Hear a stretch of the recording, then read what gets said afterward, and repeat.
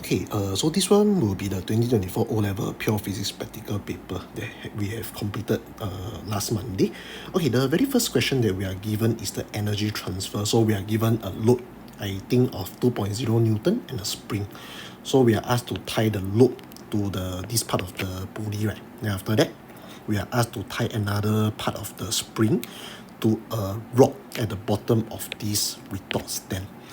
Then after that, of course, we are asked to raise the height such that this H1 is roughly 3.0 centimeter. So then we are asked to determine and record down the H1. So first, how do we record down? So for example, right, we just record the first reading, we record the second reading, and then we divide by 2. So this will give you roughly 2.9 centimeter. But of course, they ask us to convert to meter, meaning 2.9 centimeter, you need to divide by 100.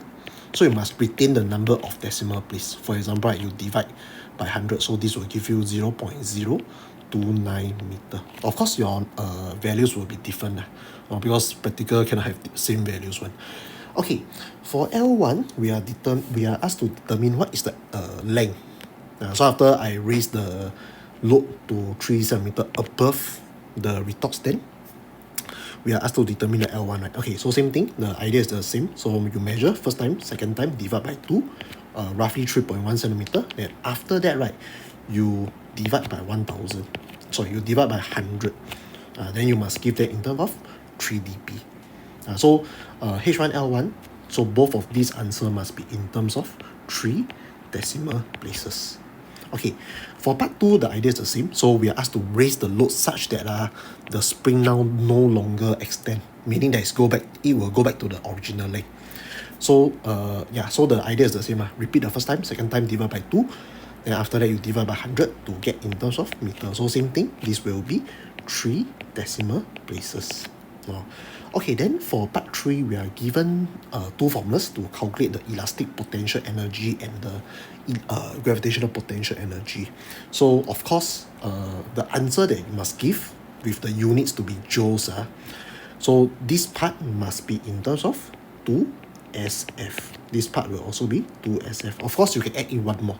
Can be 2 or 3SF. Really depends on your data. Now, why is it 2SF or 3SF, right? Because you use L1 minus L2. So this thing, because minus, you need to follow the least dp. Meaning that, let me just use a example. For example, maybe I just use 0.040 minus of maybe 0.020. So at the end of the day, right, you'll get 0.020, which is 2SF. So 2SF, you multiply by another constant, right? So you just follow 2SF, or you can add in one more to give them 3SF. Okay, for potential energy, elastic potential energy will give you the same result, so will be 2SF as well. So, of course, important thing, you must put in the units to be joules. Okay, the part 4, which is the calculation of the ratio, right? If I'm not wrong, is the elastic potential energy over the gravitational potential energy. So this will be 2SF. This will be 2SF. And of course, my answer apparently is 0.44. Definitely, you will get a different answer. So as long as your SFDP is correct, then should be fine.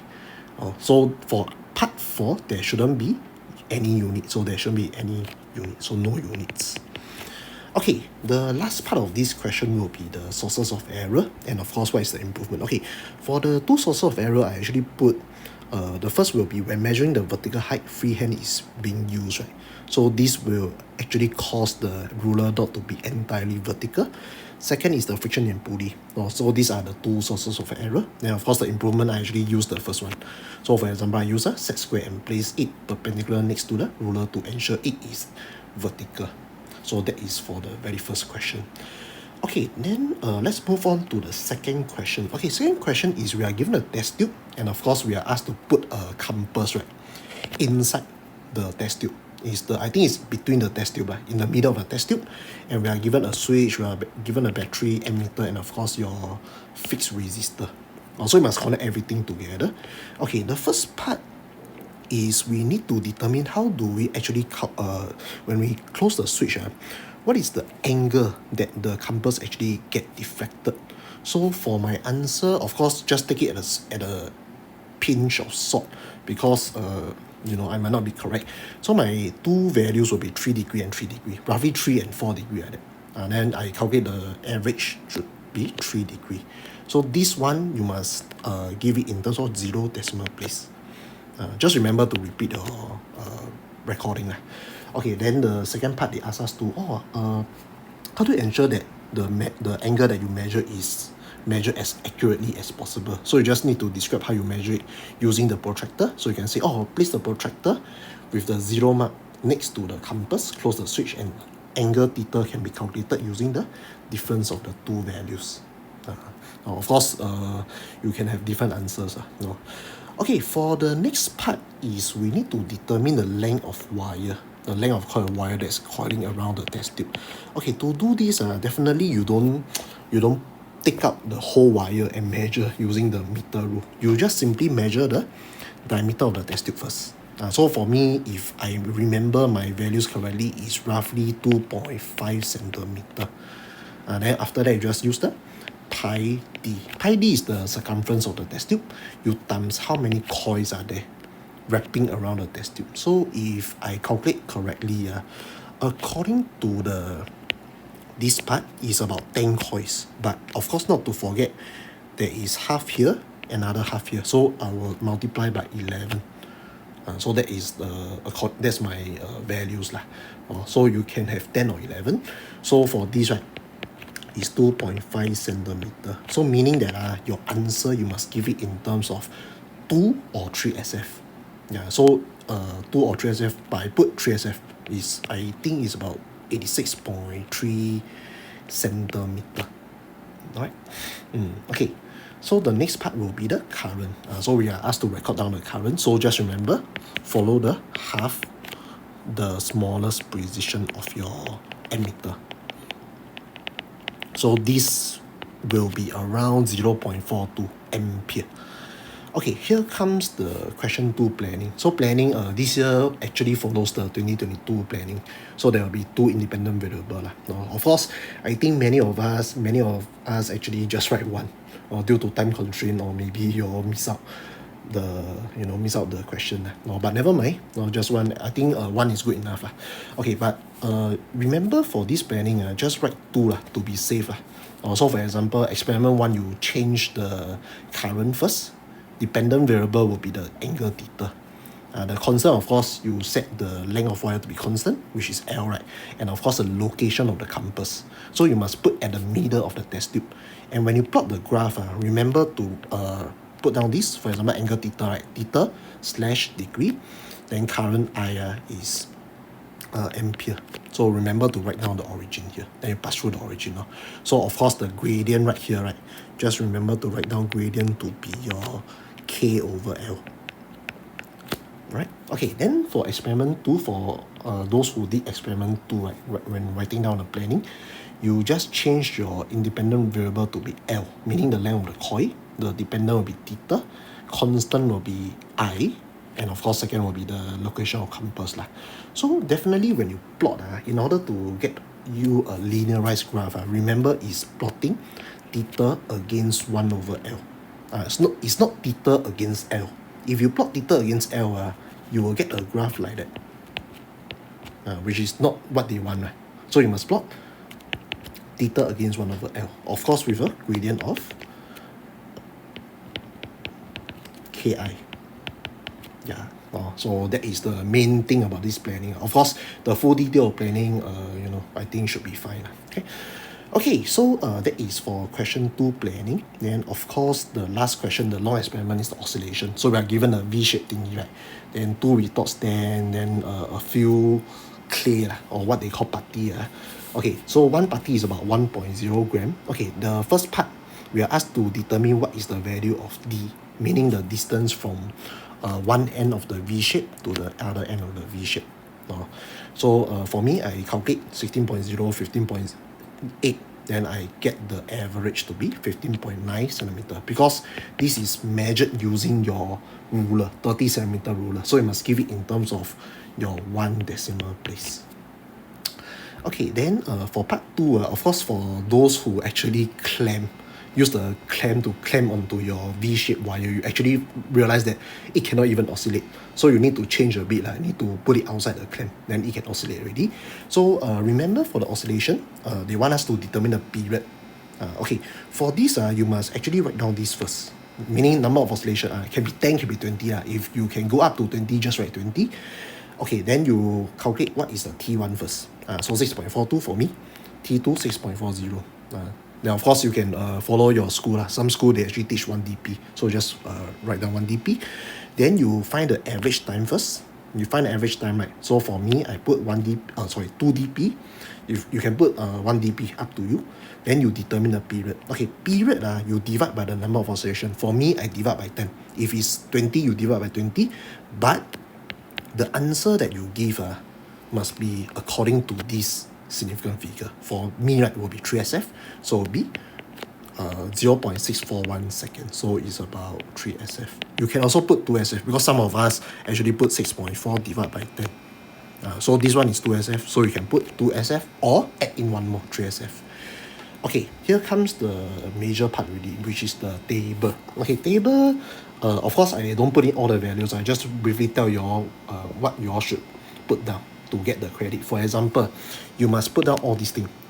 M/gram, meaning the symbol for mass, the unit for your mass. Then you just write down 1, 2.0, 3.0, so and so forth. Then after that, number of oscillation. You must put down number of oscillation. You can also put right here. So that you don't need to keep on writing 10, 10, 10 or 20, 20, 20. Okay, next will be T1 with the unit for time, second. T2, unit for time, second. And the average timing. Then after that, you must give them your period. So you divide by 10. For me, I divide by 10. So you must give them in terms of 3SF or 2SF as well. Okay, then after that, MT square, right? You can give them 2 or 3SF. Because I assume this thing is because 1.0, right? I assume it's raw data. So I consider this a raw data. Then you multiply by T square to be maybe 3SF. So you can put 2 or 3SF, up to you. But if you put, like for me, right? If you put 3SF, always remember, all the values right here, remember to be consistent. 3SF throughout. If you put 2SF, put 2SF throughout. So don't put, for example, 3SF here, then second one you put 2SF. Then third one you put 3SF. This is not consistent. So they actually are looking out for whether you are consistent or not. So if you put 3SF throughout, just put 3SF throughout. No. So that is for the table part, I think about 6 marks if I'm not wrong. Okay, then after that we are asked to plot the graph, right? So for example, we are asked to plot MT square against your M. So just remember, the labeling, the axis, you must start from 0 for the x-axis. Why you want to start from 0? Because apparently, right, when they ask us to start x-axis to be at 0, means that they expect us to determine the y-intercept at the end of the day, which is true. No. So you start at 0, but your y-axis don't need to start from 0. So for me, I think I start at 0.200, if I'm not wrong. Of course, you can also start from 0, up to you. Because they never restrain us, right? Okay, so you plot the 6 points. Then you must write down the unit with the symbol.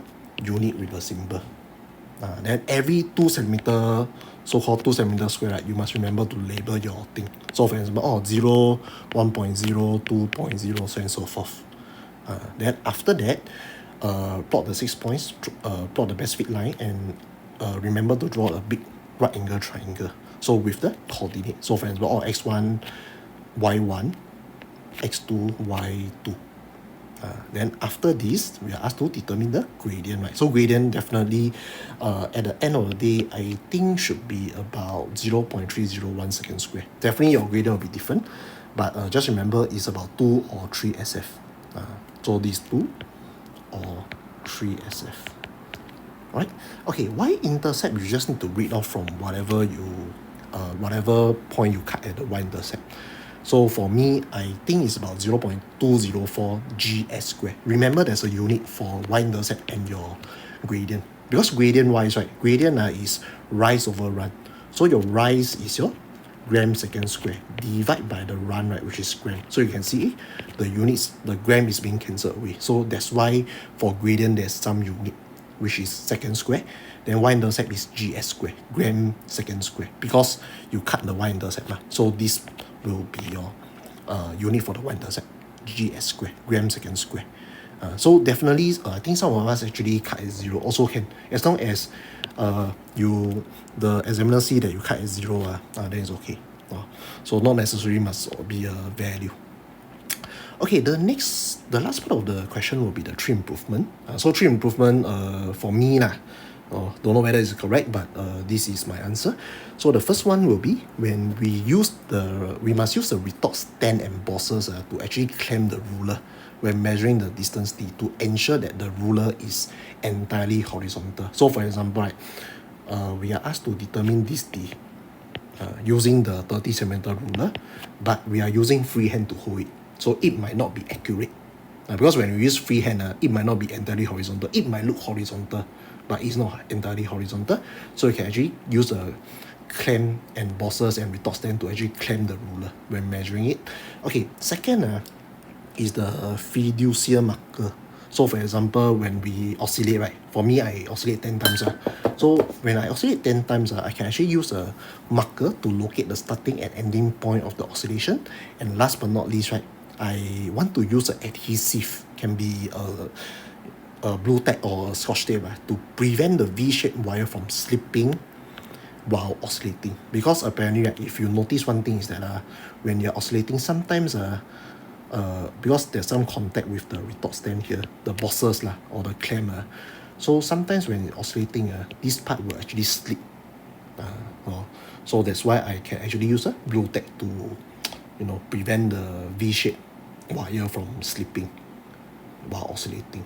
Yeah, so that is all for the 2024 O-level practical. Of course, not to worry, if your values are different, definitely it will be different, because practical cannot have same value because it's not theory. Yeah, so as long as you keep your SFDP, everything consistent, I think that should be fine. So that's all for this video.